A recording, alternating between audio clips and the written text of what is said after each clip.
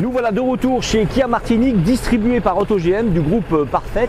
Mais nous voici de retour également sur le segment A pour cet essai, un segment peu rentable pour les constructeurs, celui de la petite citadine qui depuis quelques années est en passe de disparaître. En effet, Peugeot, Opel, Ford et même Citroën ont déjà mis fin à leur petit modèle urbain.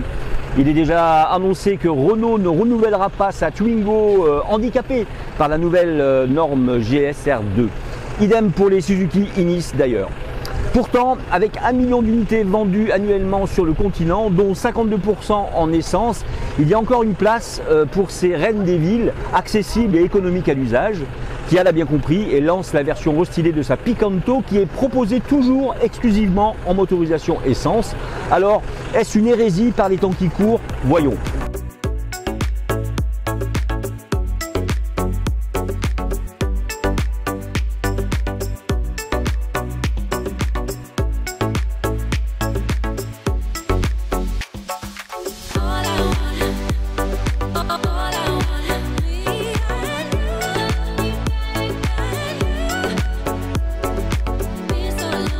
D'entrée de jeu, je peux l'affirmer que le restylage est profond et il contribue largement à la sensation de robustesse de la petite citadine de Kia. Elle bénéficie aujourd'hui d'un second restylage alors qu'elle avait déjà été mise à jour en 2020, souvenez-vous. À l'avant comme à l'arrière, elle sonne le glas des anciennes versions tant les changements sont profonds et radicaux. Remarquez les feux à LED verticaux avec une forme en étoile et ils se relient désormais entre eux par une baguette chromée auxquelles viennent s'ajouter de nouveaux boucliers très dessinés.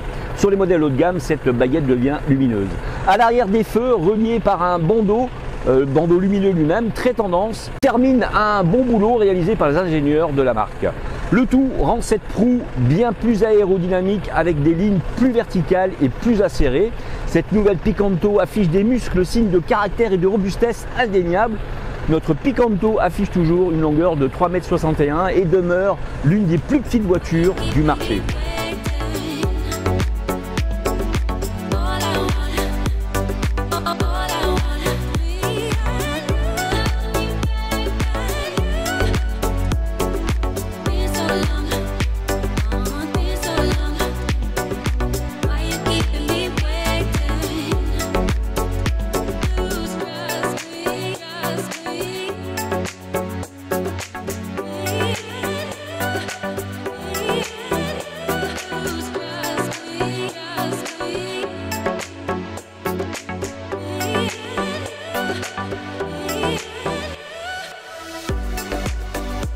À l'intérieur, rien de révolutionnaire cette fois. La Kia Picanto 3 améliore grandement ses aspects et je me retrouve dans un univers bien plus soyeux, plus actualisé. Cela est dû sans doute aux nouveaux matériaux choisis pour la sellerie et aux nombreuses technologies embarquées qui rehaussent le niveau de qualité perçu. Au centre du tableau de bord se trouve désormais le système d'infodivertissement avec un écran tactile de 8 pouces. Mais attention, la connexion Apple CarPlay et Android Auto n'est possible qu'avec un câble. Le combiné d'instruments est également numérique et dispose d'un écran central avec des graphiques personnalisables de 4,2 pouces entourés d'écrans numériques. L'idée de conserver les commandes physiques pour la climatisation me séduit toujours, c'est le cas dans notre Kia Picanto.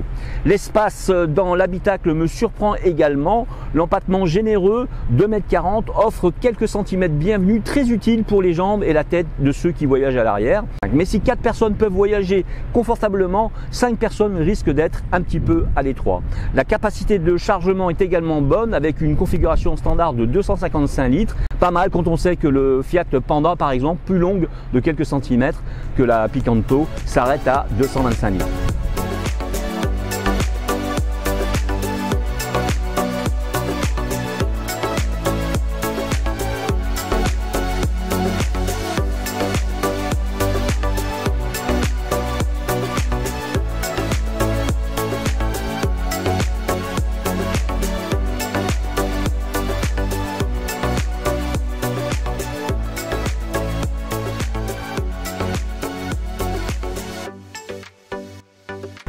La nouvelle Picanto passe aussi à la norme Euro 6 pour ses moteurs, ce qui se traduit par une légère perte de puissance.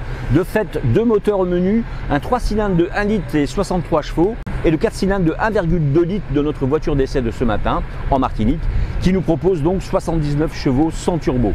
D'entrée de jeu, je vous l'annonce aussi, dans nos bourgs et nos villes, pas de soucis majeurs, mais ne comptez pas faire des dépassements sur la montée de casse-pilote, ça va être un petit peu difficile. Cela étant, sa vocation finale n'est-elle pas de danser agilement entre nos immeubles et nos zones commerciales, nos immeubles de Fort-de-France comme nous sommes là ce matin. Son très bon rayon de braquage va l'y aider aisément.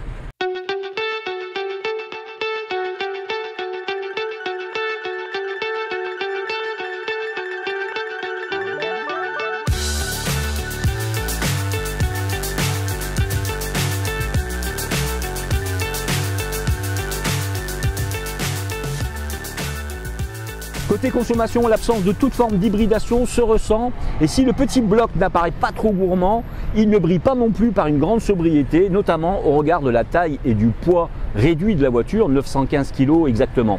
J'ai constaté une moyenne de 5,2 litres au 100 km sur un trajet mixte alliant ville et notre rocade, tout en appliquant une sincère éco-conduite. En cherchant à plus titiller l'accélérateur sur nos petites routes, la consommation est alors montée à 6,8 litres au 100 km pour info.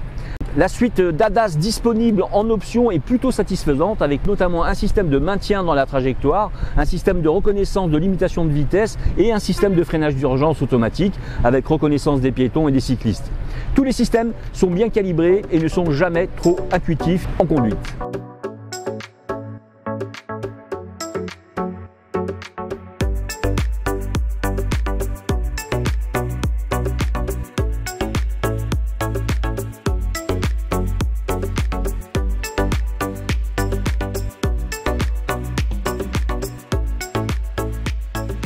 Cette Kia Picanto Aniq 2 79 chevaux de 2024 me surprend dans sa capacité à digérer les imperfections parfois nombreuses de nos routes secondaires.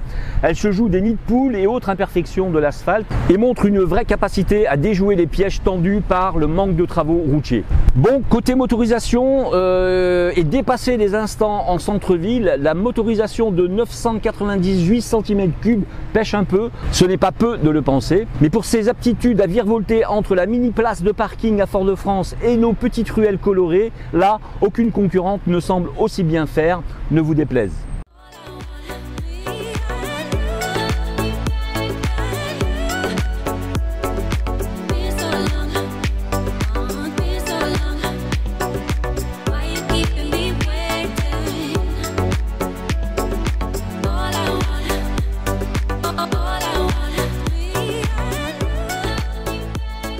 Eh bien, nous étions sur le segment A aujourd'hui et je vous promets cette semaine d'aller sur un autre segment, tout autre segment, puisque notre prochain essai est le Mercedes EQE. Je vous dis à très vite donc pour ce nouvel essai sur gtmag.fr.